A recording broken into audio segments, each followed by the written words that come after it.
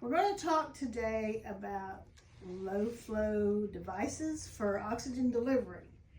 This is called an oxygen flow meter. Okay, it's oxygen because the color green. The attachments are green here. Green always indicates oxygen. Okay, if you see something like this that's yellow, that indicates air. We don't use that here, okay? We only use the oxygen flow meters, okay? So all of your low flow oxygen devices are going to be hooked to your flow meter via an oxygen attachment called a nipple device, otherwise known as a Christmas tree. You'll attach them here and then set your liter flow for what they need to be, okay? We have several here that you use. You attach a nipple device, okay? The first one we're going to talk about is a nasal cannula, okay? The nasal cannula is a soft cannula with the nair pointed down, okay? This would go into the nairs, pointed down and over the ears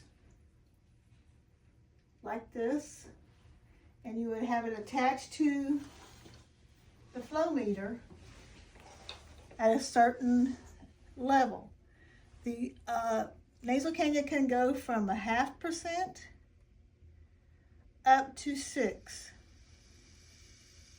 Okay? Now when you start looking at putting your flow meter up to 6, that you have to be careful because a nasal cannula works on the Venturi principle, that the more flow you've got going through there, the faster it's going through, the less FiO2 you're going to get. So the patient may get actually less percentage of oxygen. So usually try to run them no more than 5. If you need more than that, then you would go to another device. The next device we might be talking about would be our simple mask. The simple mask works the same way, actually, by attaching it to the flow meter before you attach it to the patient. And you would have your settings. So the simple mask works 6 liters to 10 liters. No less than 6, no more than 10. For the same reason, the CO2 will build up in the mask. Anything less than 6, it's going to build up in the mask. Anything more than 10 is going to build up in the mask and can't get out, okay? So your patient has a chance of rebreathing in exhaled CO2. We don't want that.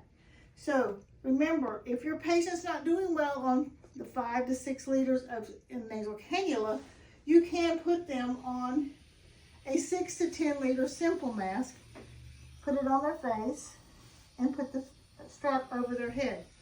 Now, continue to watch this. You have to understand that some patients do not like a mask continuously, okay? So we have to understand that because of that, we may have to think about a different device.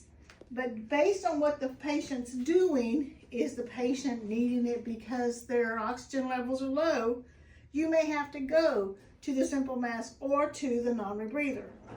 But if your patient is a COPD patient and they're feeling like they're not getting enough, then we would probably go to what's called a Venturi mask. Now the Venturi principle works for this mask because it entrains room air through these portholes, okay? And on the tip of it here, you can see the percentage of oxygen, the liter flow for each one of these colors. Each one is a different color. This one is 40 liters at 8 liters, 40% at 8 liters. Okay, so this one goes for 12 liters. So if your COPD or patient has some difficulty and they're feeling a little flow hungry, we would put them on these because you're giving them 12 liters, but you're only giving 50% oxygen. They're getting the flow they're hungry for, but they're not getting the high percentage of oxygen, which is not going to affect their the way they breathe. Because too much affects the way they breathe. They'll knock out their oxygen dry. And we don't want that. Okay, so that's your Venturi nipple. There's all different colors. Okay, that will decide for your COPD patient. If, for instance, your patient's still not doing well and he's getting a little lethargic, we could go to this called a non-rebreather. Before you put it on the patient, this non-rebreather runs 12 to 15, never less than 12, okay? 12 to flush. We call it flush because sometimes you might need flush to keep the flow in that bag inflated. The bag has to stay inflated, okay? That assures 100% oxygen to your patient. So 12 liters to 15, okay? Then once you have a full bag, you would place it over the patient's face. These little flaps on the side assure that the CO2 will be blown out because as you exhale, the flaps are pushed out.